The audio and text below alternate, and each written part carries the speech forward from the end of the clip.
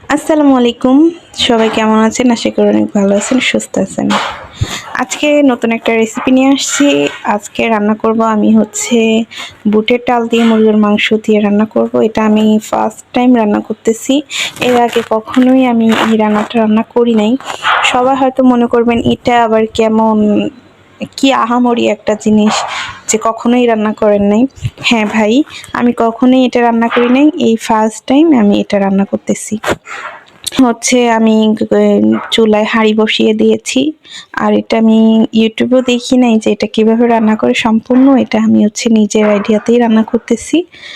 তো এইখানে আমি গরম মসলা, তারপরে একটু ফ্লেভারের জন্য শুকনো মরিচ, একটু কাঁচা মরিচ, পেঁয়াজ সবগুলো আমি তেলে ভেজে নিলাম। তারপর একটু গরম পানি দিয়ে দিছি। এটাকে এখন আমি একটু কষাবো। তারপর এখানে আদা, রসুন, জিরা বাটাটাও আমি দিয়ে দেবো। এই যে দেখেন, এইখানে মূলত সব আদা, রসুন, জিরা তিনটাই বাটা।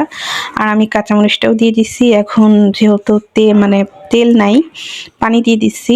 এটা আর ভাজা ভাজা হবে না। কাঁচামরিচটা এরকম দিলে একটা ফ্লেভার আসে আর খুবই মজা লাগে আমার কাছে। তারপরে এই যে দেখেন, এখানে এখন আমি একটু সামান্য পরিমাণে একটু গুঁড়ামরিচ দিয়ে দিব। যেহেতু এখানে আমি কাঁচামরিচ ইউজ করছি এবং আস্ত শুকনা মরিচ ইউজ করছি, এর জন্য আমি একটু সামান্য পরিমাণে কালার আসার জন্যে আর একটু টেস্ট হওয়ার জন্য আমি একটু গুঁড়ামরিচ দিয়ে দিছি, আর সাথে হলুদও দিয়ে দিছি। আর এই যে লবণটাও দিয়ে দিছি।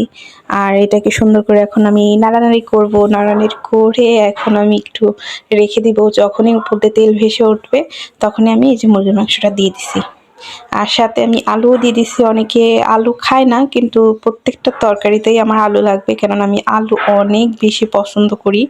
আলু ছাড়া মনে করেন আমার চলেই না, এক হিসেবে আলু ছাড়া আমার চলেই না। তারপর যাই হোক, কথা বলতে বলতে এই যে দেখেন আমার মাংসটা কষানো হয়ে গেছে। এখন একটু নেড়ে দিব। নিচ দিয়ে হালকা হালকা লেগে গেছিল। তো যেহেতু আমার একটা হাতে ক্যামেরা আর একটা হাতে খুন্তি, কোনোটাই আমার কাজটা আগাচ্ছিল না, এই জন্য অফ ক্যামেরাই আমি নেড়ে নিচ্ছি। আর এই যে ডালটাও দিয়ে দিচ্ছি, এটাও আমি অফ ক্যামেরায় ভালো করে একটু নেড়ে নিব। এই যে দেখেন, এই যে পুরোটাই এখন নেড়ে নিচ্ছি। নেড়ে নিয়ে এটাকে আমি সামান্য একটু কষাবো। এই যে ঢেকে দিচ্ছি।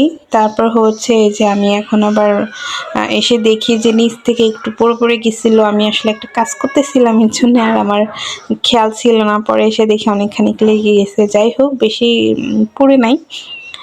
আর এই যে এখানে গরম পানি করে রাখছিলাম। অবশ্যই এখানে গরম পানিটা ইউজ করবেন।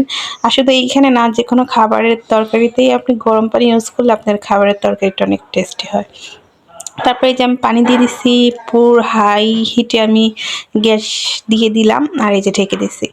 তারপরে এই যে দেখেন, অর্ধেক প্রায় হয়ে গেছে ডালটা।